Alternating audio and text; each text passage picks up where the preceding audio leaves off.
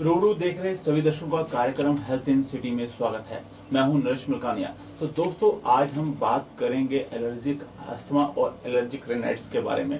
तो हमारे साथ हैं डॉक्टर सुमन कुमार, जो पिछले 22 वर्षों से पंचकुला में कार्यरत हैं और देश विदेशों में जाकर समय समय पर इन बीमारियों से संबंधित अपने लेक्चर देते रहे हैं और अलग अलग बीमारियों पर रिसर्च भी कर रहे हैं। डॉक्टर साहब का स्वागत हमारे कार्यक्रम। धन्यवाद जी। डॉक्टर साहब, अगर बात करें इन दो बीमारियों के बारे में, तो पहले हमारे दर्शकों को ये बताइए कि बेसिकली ये बीमारियां क्या है और इनके क्या क्या लक्षण रहते हैं। जैसे कि आपने अभी पूछा कि एलर्जी का मतलब होता है किसी चीज़ से एलर्जिक होना, तो किसी भी चीज़ से एलर्जिक हो सकती है। तो राइनाइटिस का मतलब ये होता है कि जुकाम में, नोज़ में एलर्जी पकड़ रही है, और जब मरीज़ आता है हमारे पास तो वो कहता है कि बार बार हमें नाक बंद हो रहा है, नाक में खुजली हो रही है, छींकें आ रही है। तो इसका मतलब कोई चीज़, जैसे हम सांस लेते हैं तो कोई चीज़ उसको तंग कर रही है, और जब तंग करती है तो नाक का जो अंदर का जो सतह होती है उसमें इरिटेशन होती है और छींकें आनी शुरू हो जाती है।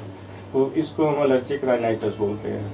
और जब हम पेशेंट वैसे शॉर्ट उसकी वजह से, टाइम की वजह से इधर उधर से फिर अपने आप दवाइयाँ ले लेता है, चलो जुकाम की प्रॉब्लम है थोड़ी बहुत, कोई बात नहीं, केमिस्ट के पास ये दवाई ले ली, किसी ने कुछ ले ली, किसी ने अपने साथ वाले डॉक्टर से ले ली, जिससे ये प्रॉपरली डायग्नोज नहीं हो पाता।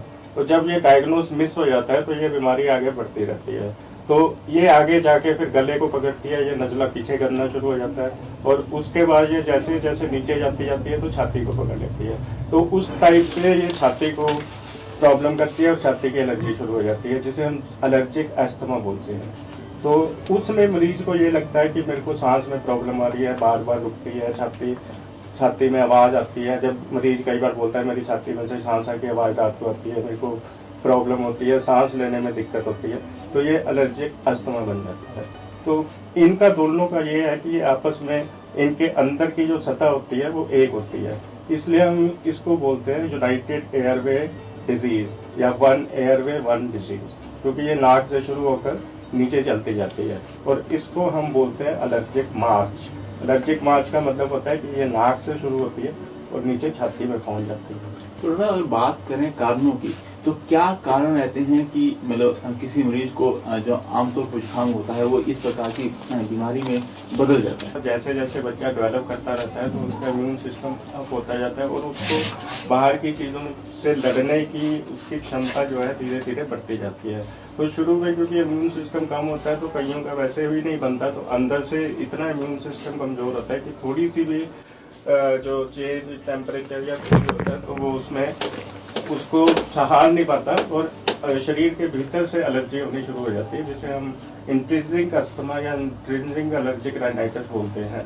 बाकी बाहर जैसे हम सांस लेते हैं तो उसमें कई तरह के चीज़ें अंदर हमारे सांस के साथ जाती है, जैसे मिट्टी है, धुआं है, ये जितने पौधे हैं हमारे आसपास, इनके परागकण हमारे नाक के साथ अंदर जाते हैं, और जो चीज़ किसी भी चीज़ जो अंदर जाके एलर्जी करेगी तो उससे ये बीमारियाँ आगे बढ़ती रहती है, अगर ठीक तरीके से इसका हम इलाज नहीं करते। तो मतलब कहीं ना कहीं आवश्यकता ये होती है कि जो नवजात शिशु है उसके इम्यून सिस्टम को मजबूत किया जाए, तभी इससे कहीं ना कहीं। हाँ, तो वो तो कुछ तो अपने आप ही बनता है। बाकी हम कोशिश ये करते हैं कि उसको ज़्यादा तेज दवाइयों पे ना रखें। अगर हम उनको एंटीबायोटिक्स बहुत हाई मात्रा में देते हैं तो उनका इम्यून सिस्टम वो डेवलप नहीं कर पाता, क्योंकि जितना उसका बनना होता है उतना एंटीबायोटिक्स हाई लेने की वजह से वो कम हो जाता है, और जितना 5 साल के बाद बनना चाहिए बनता नहीं है, तो आगे के लिए उसको प्रॉब्लम खड़ी हो जाती है। डॉक्टर साहब, बात की जाए एलर्जिक अस्थमा और एलर्जिक राइनाइटिस के बीच में संबंध की, तो क्या संबंध क्या है दोनों बीमारियों के बीच में? इसका जैसे मैंने आपको पहले बताया है कि जैसे एलर्जिक राइनाइटिस होता है वो नाक से शुरू होता है, और नाक से लेके ये नीचे जाना शुरू हो जाता है। तो इनका अंदर का जो एपिथेलियम होता है, जो सतह होती है, वो एक ही होती है। तो यहाँ से जैसे ऊपर से शुरू होता है तो वो नीचे, इसको हम बोलते हैं common airway disease, one airway one disease. तो जब हम नाक से सांस लेते हैं तो ऊपर से वो नीचे जाना, छाती में चले जाता है। तो जैसे यहाँ से हम शुरू होती है नोज में, अगर हम उसको ठीक तरीके से शुरू में उसका इलाज नहीं करते तो यहाँ से जाते जाते जाते जाते ये नीचे जाके यहाँ से इस रास्ते से ये लंग्स में चली जाती है और लंग्स को पकड़ लेती है, जो कि बाद में इसको अस्थमा बना देती है। इस चीज़ को हम बोलते हैं एलर्जिक मार्च। मार्च का मतलब है ये नोज से शुरू होकर चेस्ट में चली जाती है। और हम दूसरी वजह ये भी कहते हैं स्नीज टू वीज। स्नीज का मतलब होता है छींकें आती है जैसे, तो उसको बोलते हैं स्नीजिंग। तो उस टाइम तक सिर्फ ये नाक तक रहती है। जब हम इसको प्रॉपरली इसकी केयर नहीं करते, इसका इलाज नहीं करते, तो ये छाती में चली जाती है और छाती में वीजिंग की आवाज़, सांसा की आवाज़ आनी शुरू हो जाती है। वो उस केस में हम यही कहते हैं स्नीज टू वीज। तो इसका ये होता है कि नोज से शुरू होकर ये लंग्स में चले जाते हैं। डॉक्टर साहब, अगर बात करें इस रोग से बचाव की, तो इसे कैसे डायग्नोज किया जा सकता है? जब हमारे पास मरीज आता है, पहले तो हम उसकी सारी हिस्ट्री पूछते हैं, उसको कब से शुरू हुई, कैसे हुई, क्या हुआ, सारा कुछ। क्योंकि जब हमारे पास मरीज बोलता है तो काफ़ी लेट आता है। जैसे कि मैंने आपको पहले बोला, कुछ तो मरीज ये बोलते हैं कि हमारे पास समय नहीं होता डॉक्टर के पास जाने का, हम मेडिसिन ले लेते हैं, किसी ने केमिस्ट से ले ली, किसी ने साथ वाले डॉक्टर से ले ली, तो वो स्पेशलिस्ट नहीं होते हैं। तो स्पेशलिस्ट के पास जबकि डॉक्टर के पास एक मरीज पहुंचता है तो बहुत देर से पहुंचता है, जब उसको हर तरफ से, हर किस्म से उसको कहीं से फर्क नहीं पड़ता। थोड़ी सी प्रॉब्लम आती है, दवाई लेता है, वो ठीक हो जाता है। तो जब बार बार ये प्रॉब्लम होती है तो काफ़ी देर के बाद वो हमारे पास आता है। तो हम आके उसकी सारी हिस्ट्री पूछते हैं और हिस्ट्री पूछने के बाद हम थोड़ा सा उसमें आइडिया लगाते हैं कि ये या एलर्जिक राइनाइटिस, अगर नोज से ओनली संबंधित है तो एलर्जिक राइनाइटिस होता है, अगर ये आगे फैल चुकी होती है तो एलर्जिक अस्थमा भी बन जाता है। हम पेशेंट को ये बोलते हैं कि जिस चीज़ से आपको लगता है कि हमें ज़्यादा हो रही है उसको अवॉइड करें। कुछ खाने वाली चीज़ें भी इसको बढ़ा देती है। कई मरीजों में जैसे दूध, अंडा, नट्स, फिश, इस खाने से ये प्रॉब्लम बढ़ जाती है। तो हम उनको ये सजेस्ट करते हैं कि आप थोड़ा ध्यान दो कि किस चीज़ आपने खाई है और कौन सी चीज़ से आपको ज़्यादा हो रही है। बाकी जैसे हम बाहर के कारण होते हैं उसको हम अवॉइड नहीं कर सकते। जैसे किसी मरीज को धुएं से एलर्जिक है या मिट्टी से एलर्जिक है तो हम उसको ये नहीं बोल सकते कि आप सांस मत लो। तो हम उसको यही कहते हैं कि जिस चीज़ से आपको बचाव कर सकते हो उतना बचाव करो। सुबह सुबह मरीज जब ठंडी हवा में जाता है तो उस टाइम उसको अटैक के चांसेस ज़्यादा होते हैं, क्योंकि उस टाइम फ्रेश एयर रहती है और फ्रेश एयर में पॉलन्स, प्लांट कंसंट्रेशन बहुत ज़्यादा होती है। तो ये प्रॉब्लम जो होती है या सुबह जल्दी होती है या लेट इवनिंग होती है ज़्यादातर। तो हम पेशेंट को यही बोलते हैं कि सुबह जल्दी बाहर ना निकलो और लेट इवनिंग बाहर नहीं निकलो। और उसके बाद हम कुछ एंटी एलर्जिक्स और एंटी उस पर डाल के रखते हैं। जैसे नाक में प्रॉब्लम होती है तो एंटी एलर्जिक मेडिसिन देते हैं। उसके बाद हम कुछ स्प्रेस भी देते हैं जिसको हम नाक में अंदर इंट्रानेजल स्प्रे करते रहते हैं। तो इससे जो है सांस की इरिटेशन कम होती है और एलर्जी काफ़ी कंट्रोल में आ जाती है। तो डॉक्टर साहब, अगर बात की जाए तो क्या ये बीमारी ठीक हो सकती है?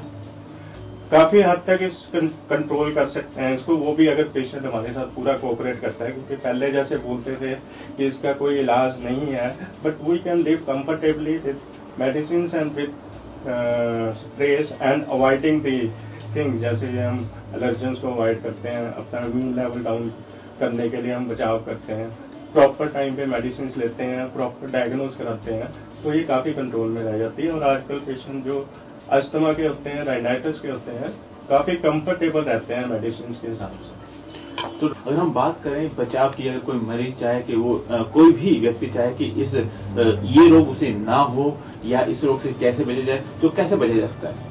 शुरू से अपने इम्यून सिस्टम का पूरा ध्यान रखो, ज़्यादा स्ट्रॉन्ग एंटीबायोटिक्स नहीं लेने और अपने आप को ये मेडिकेशन, सेल्फ मेडिकेशन या किसी से अपने आप से दुकान से मेडिसिन लेके जब ये लोग लेते हैं तो वही ज़्यादा खतरनाक होती है। तो इम्यून सिस्टम को एक तो प्रॉपर डेवलप होने दो, एक एलर्जेंस को एक्सपोजर कम होने दो और प्रॉपर अगर थोड़ी सी भी प्रॉब्लम होती है तो ये स्पेशलिस्ट डॉक्टर के पास जाके इमीडिएटली उससे कंसर्न करें। तो जब वो हमारे पास आता है तो हम उसको जब प्रॉपरली डायग्नोज हो जाता है तो हमें ज़्यादा दवाई देने की जरूरत नहीं पड़ती।